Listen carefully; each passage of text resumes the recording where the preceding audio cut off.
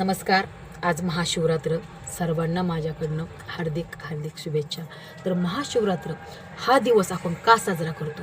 हिंदू धर्मामध्ये याला असे विशेष महत्त्व का आहे?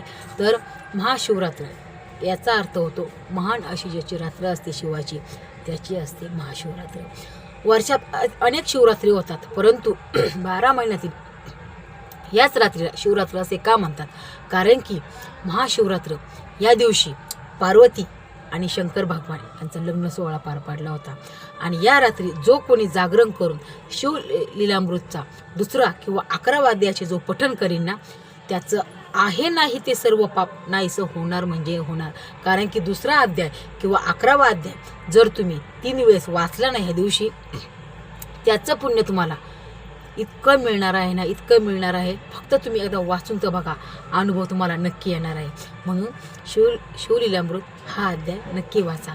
आणि हा दिवस आपल्या हिंदू धर्मामध्ये विशेष महत्त्व याला आहे. कारण की प्रेम तर सर्वच करतात. राधाकृष्णाने प्रेम केलं, पण कृष्णाला प्रेम भेटले नाही. बरोबर आहे ना? सीता आणि राम यांनी प्रेम केलं, परंतु सीतेला वनवास मिळाला. बरोबर आहे की नाही? पण शंकर भगवान यांनी असं प्रेम केलं की पार्वतीला त्यांनी जिंकलंसुद्धा.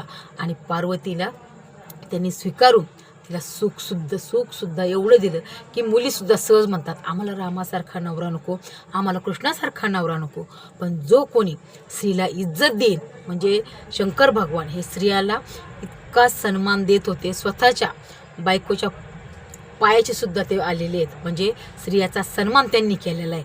म्हणून जो कोणी स्त्रियांना सन्मान देण्याचा प्रयत्न ज्यांनी कुणी केला असेल ना, तर ते फक्त शंकर भगवान आहेत. त्यांनी पार्वतीला इतका सन्मान दिला.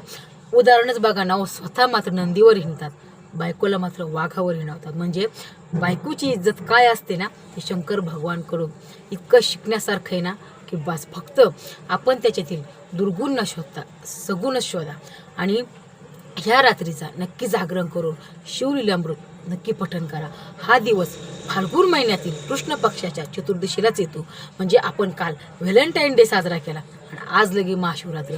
म्हणजे आपण जे आता दिवस साजरे करतो ना प्रेमाचे फेब्रुवारी महिन्यात, तर याला अनुसरूनच आहेत. फक्त ते कुणालाही कळत नाही. ह्या दिवशी प्रेम जिंकलेलं आहे त्यांनी. म्हणजे पार्वती ही हिमालयाची राजकन्या होती, तरी पण आपल्या प्रेमासाठी तिने महलसुद्धा सोडला आणि प्रेमसुद्धा असं केलं की 7 जन्मात मला हाच पती मिळू दे. आणि 7ही जन्म तिला वर म्हणून शंकर भगवानच भेटले. म्हणून स्त्रियासुद्धा सोमवार का धरतात? कारण की ही परंपरा खुद पार्वतीने सुरू केली. आपण सोमवार का व्रत धरतो?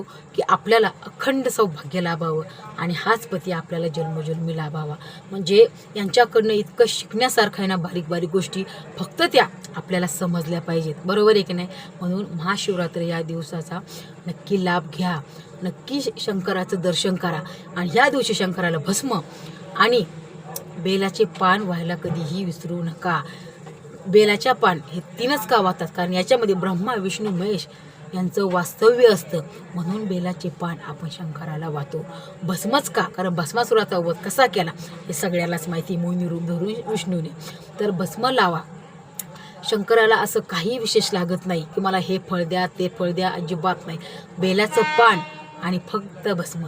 जर कोणाला हा व्हिडिओ आवडला ना, तर नक्की शेअर, सबस्क्राईब आणि लाईक करायला विसरू नका. आणि तुम्ही सुद्धा हा उपास धरा आणि नक्की शिवलीलामृत पठण करा.